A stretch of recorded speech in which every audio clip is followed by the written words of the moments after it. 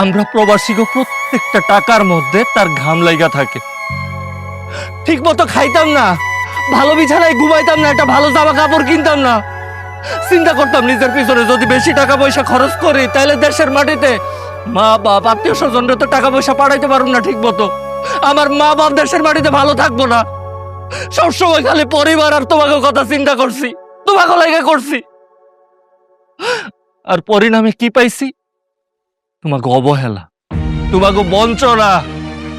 প্রত্যেক মাসে যা টাকা কামাইতাম নিজের হাত খরচের লেগে অল্প কয়টা টাকা রেখা সব টাকা আব্বার অ্যাকাউন্টে পাঠাইয়া দিছি। আর সে আব্বা একটা বার আমার ভবিষ্যতের কথা চিন্তা করে নাই, আমার কথাটা ভাবে নাই। আমার টাকা দিয়া এই বাড়ি দাঁড় করাইছে, দালান দাঁড় করাইছে, নিজের নামে জায়গা কিনছে।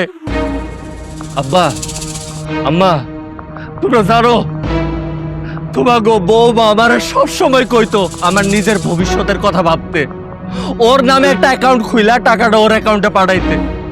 কিন্তু না, আমি সেটা করি নাই।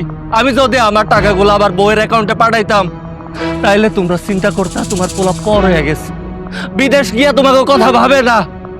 তোমরা আমারে ভুল বুঝবা সেই চিন্তা কইরা সব টাকা আমি আব্বার অ্যাকাউন্টে পাঠাইছি। কিন্তু একটা বছর আগে আমি যখন আব্বার কাছে জিজ্ঞাসা করলাম, আব্বা আমার নামে কয় টাকা জমাইছো, আমার নামে কি আছে, আমার আব্বা কি কইল? তোর তো কিছুই নাই, একটা কানা করিও নাই। আর তখনই আমার একটা বন্ধুর লগে আমার কথা হয়।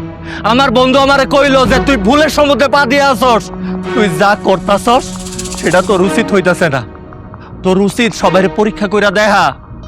প্রবাসীর আপন কেউ হয় না, প্রবাসীর কেউ ভালোবাসে না। তোর বউরে, তোর মারে, তোর বাপের সবাই তুই পরীক্ষা কর। একটা বছর টাকাগুলো নিজের কাছে জমা রাখ, কাউরে কোনো খরচ দিবি না। আর আমি সেটাই করছি। গত এক বছর ধইরা কাজ কাম করলেও তোমার কারোর জন্য কোনো টাকা পয়সা পাঠাই নাই, কারো লগে কোনো যোগাযোগ করি নাই।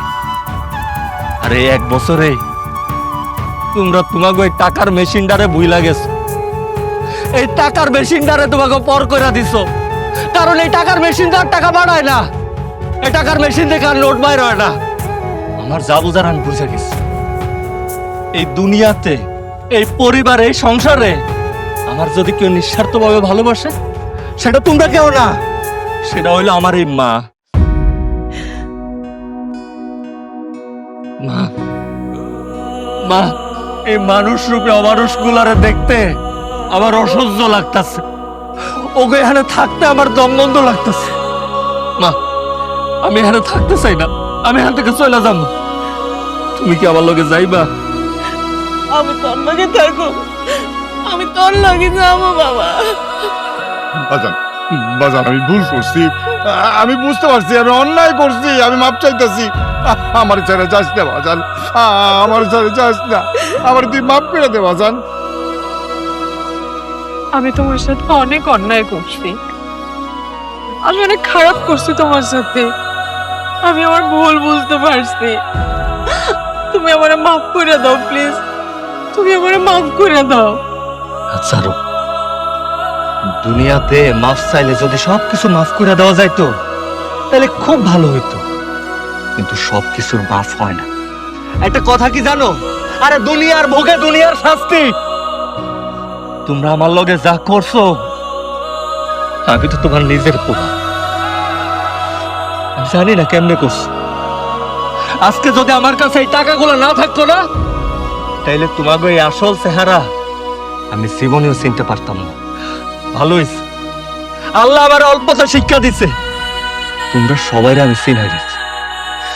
তোমাদের লগে কথা কইতে আজকে আমার ঘৃণা লাগতেছে। তুই না কইছিলি তোর ভাই হিসেবে আমার পরিচয় দিতে তোর লজ্জা লাগে? আজকে তো করে আমার পরিবারের সদস্য তোমার আমার বউ কইয়া ডাকতে আমার লজ্জা লাগতেছে। সেগুলোকে আমি আর কোন কথা বাড়াইতে চাই না।